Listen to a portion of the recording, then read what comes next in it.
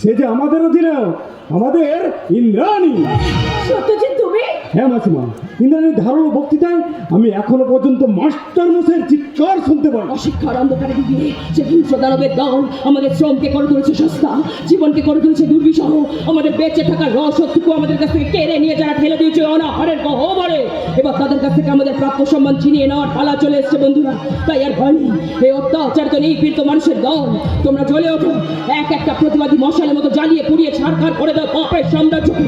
উদাহরণ হয়ে থাকুক ইন্দ্রপুর গ্রাম এক জ্বলন্ত প্রতিবাদের। হোক প্রতিবাদ, হোক প্রতিবাদ, হোক প্রতিবাদ। কিন্তু সত্যজিৎ, ইন্দ্রাণী তো এখনো বাড়ি ফেরেনি। এই প্রাকৃতিক দুর্যোগে নদীর জল যে ভীষণ ভয়ঙ্কর হয়ে ওঠে। নদীর শত ভয়ঙ্কর ঢেউয়ে মাঝি ভাইরা ভয় পেল, আমাদের বাঘিনী তার রণহুঙ্কারে জানান দেবে। মা, ইন্দ্রাণী, ইন্দ্রাণী, তুই এসে গেছিস মা, তুই এসে গেছিস। এই দুর্যোগে তুই বাড়ি ফিরছিস না দেখে আমি ভীষণ চিন্তায় পড়ে গেছিলাম। তো হবে, তার কারণ তুমি যে মা। তা এতই যখন তুই বুঝিস, তাহলে মা যে কাজগুলোতে ভয় পায় সেগুলো বন্ধ কেন করছিস না দিদি? কি করে বন্ধ করি বলতো বল? ভয়কে জয় করার শক্তি বাবা নিজের প্রাণ দিয়ে আমাকে দিয়ে গেছে, আর ভয়কে জয় না করতে পারলে বাবার অসম্পূর্ণ কাজগুলো কিছুতেই আমি সম্পূর্ণ করতে পারবো না। আর বাবার যে আদর্শকে নিয়ে আমি জীবন যুদ্ধে নেমেছি, তার থেকে পিছিয়ে এলে যে বাবার পরাজয় হবে। আর স্বামীর পরাজয় স্ত্রী হয়ে মা কি করে মেনে নেয় বলতো? কিন্তু এসব করতে গিয়ে তোর যদি কোনো ক্ষতি হয়ে যায়, তাহলে যতদিন তোমার এই আশীর্বাদের হাত আমার মাথার উপরে থাকবে মা, ততদিন আমার কেউ কোনো ক্ষতি করতে পারবে না। আমি যে বাবার মৃতদেহকে ছুঁয়ে প্রতিজ্ঞা করেছিলাম, আমি ওনার মৃত্যুকে কোনোদিনও ব্যর্থ হতে দেবো না। যারা আমার বাবার মৃত্যুর জন্য দায়ী, তারা সবাই শাস্তি পাবে, আর এই শাস্তি দেবো আমি, এই ইন্দ্রাণী। এই যুদ্ধে তোমার আশীর্বাদ আমার খুব প্রয়োজন মা। আমার আশীর্বাদ সব সময় তোর সাথে থাকবে রে মা, সব সময় থাকবে। চল এসা, তোমরা এসো, খেয়ে নেবে এসো। না মাসিমা, আমি খেয়ে এসেছি, পরে না হয় একদিন। ঠিক আছে ইন্দ্রাণী মা, তুই কিন্তু তাড়াতাড়ি চলে আসিস। আমার নতুন ফোন লাগবে, কলেজের ক্লাস করতে হবে। আচ্ছা ঠিক আছে, বেশ, আমি দেখছি কি করা যায়। দেখছি বলে আমার 1 মাস কাটিয়ে দিস না যেন। ফোনটা আমার খুব জরুরি, 2 দিনের মধ্যে ব্যবস্থা না করতে পারলে আমি কলেজ ছেড়ে দেবো। ঈশ্বর এই ভুল জেদগুলোকে মেনে নিয়েছিলেন জানি, তাহলে পরবর্তীকালটা একটা ভয়ঙ্কর আকার ধারণ করবে। জানি সত্যজিৎ, জানি, কিন্তু ছোট আবদারগুলো যদি আমরা বড় হয়ে বুঝতেই না পারি, তাহলে ওদের জেদ যে আরো বেশি বেড়ে যাবে। তাছাড়া বাবার মৃত্যুর পর ঈশার ভালোবাসা, আবদার, শাসন সবটাই যে আমি। ও তো এখনো ছোট, তাই ও বুঝে উঠতে পারে না আমার কতটা ক্ষমতা।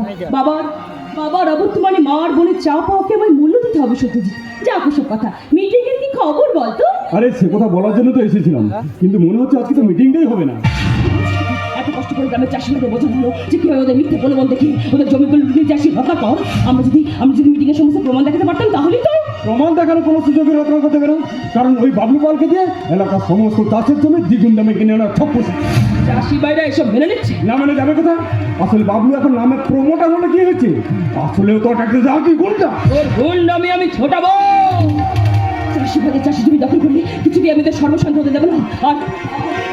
আর একে যদি হয়ে যায়, তাহলে গ্রামের সমস্ত ক্ষমতা ওদের হাতে চলে আসবে। আর এখানকার মানুষেরা যতটুকু স্বাধীনভাবে নিঃশ্বাস নিতে পারছিল, সেটুকুনিও পারবে না, সবটাই শেষ হয়ে যাবে। ওই জমিগুলো আমি কিছুতেই বিক্রি হতে দেব না। তুই এখন যা, আমি দেখছি কি করা যায়। যা। বেশ, যা করবি সাবধান করবি, চলি।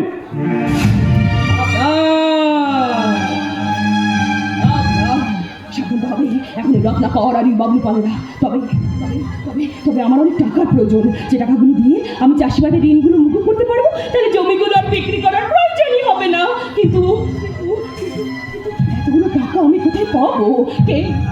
কে দেবে আমায় এত টাকা? আমি।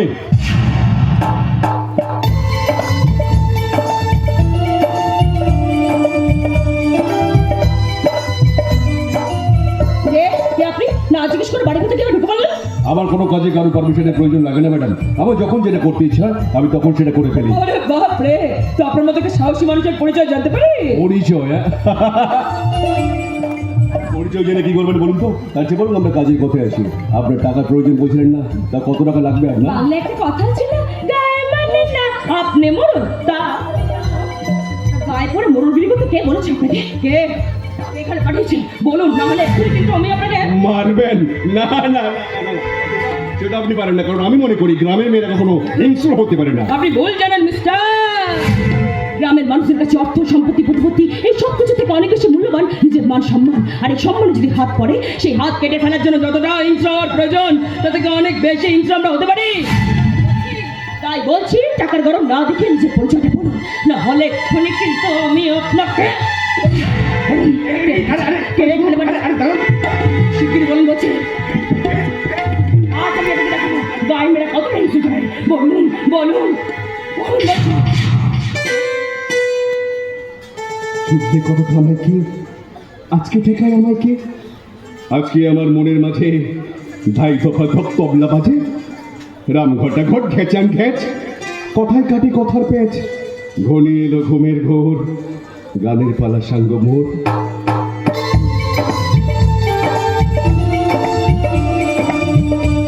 কি হলো বিদ্রোহী ম্যাডাম, চুপ করে আছেন যে? চিনতে পারলেন না তো? বেশ বেশ, তাহলে আমি এরই মধ্যে হাই তুলছিস যে, পুঁতে ফেলবো এক্ষুনি। ঘুঘু দেখলেই নাচতে শুরু, হাত তো বাবা দেখনি। কি বললি তুই? 57 বার শুনেছিস সেই কথাটা? এমন মিথ্যে বলতে পারিস? লক্ষ্মী ছাড়া বখাটা। কি চিনতে পারলাম? হিমাদ্রি বাবু।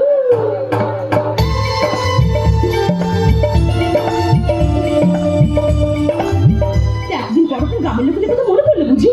গ্রামের লোকের কথা কতটা মনে পড়েছে তা বলতে পারবো না, তবে তবে যেখানে আমার বেড়ে ওঠা, যাদের সাথে আমার নিবিড়ভাবে সম্পর্ক, তাদের কথা বলি যে কি করে। আরে বাপরে, আমরা এত সব কথা মনে থাকে বুঝি? এত সব কথা না মনে থাকলেও একজনের কথা তো মনে রাখতেই হয়। সে কে? আবার মাস্টার মশাই। তোমার পরিবারের লোকেরা তোমায় কিছু বলেনি? মানে? মানে মানে উত্তর আমি তোমায় দিতে পারবো না। তাছাড়া বাবার খবর জেনে তোমার কোনো কাজ নেই। আচ্ছা আচ্ছা, তোমরা আমাকে কি বুঝছো বলো তো? ইন্দ্রনীল, সত্যি করে বলো, সত্যি করে বলো, মাস্টার মশাই কোথায়? বলো কোথায়? বাবা মারা গেছেন। তাকে তাকে খুন করা হয়েছে। না না না না, কে কে কে খুন করছে? বলো কে খুন করছে? জানি তুমি কি করবে? মারবে মারবে, তাকে মারবে। 10টা বছর হয়ে গেল একটা খবর নয় প্রয়োজন মনে করো, আর আজ এসে দরদ দেখাতে। ও প্লিজ বিমতি বাবু, প্লিজ আমাদের তুমি মিথ্যে দরদ দেখানো বন্ধ করো। বাড়ি যাও বাড়ি যাও বাড়ি যাও। আমি খবর নিইনি, প্রতি সপ্তাহে চিঠি পাঠিয়েছি, তোমাদের কাছে ফোন না থাকে বাড়িতে ফোন করে খবর নিয়েছি, তোমার সাথে কথা বলার জন্য কতবার জানিয়েছি, কিন্তু তুমি কথা বলতে চাও নি। ও তাই বুঝি? আমি জানতাম আমার বাবার শিক্ষায় যারা শিক্ষিত তারা কোনদিন মিথ্যা কথা বলতে জানে না। তুমি সেটা ভুল প্রমাণিত করে দিলে। তোমার বাড়ি থেকে আজ অব্দি কোনো একটা খবর আসেনি। লাস্ট 10 বছরে একটা চিঠিও তোমার কাছ থেকে আমার কাছে এসে পৌঁছায় নে। তাহলে তুমি কি বলছো? আমার বাড়ির লোকের মিথ্যে? তারা আমাকে সবটা লুকিয়েছে। তাহলে গ্রামে আসার পর তোমার বাবার মৃত্যুর খবর কেন জানতে পারলে? কিন্তু মাস্টার মশাই মৃত্যুর খবর আমাকে না জানার জন্য কারণটা কি?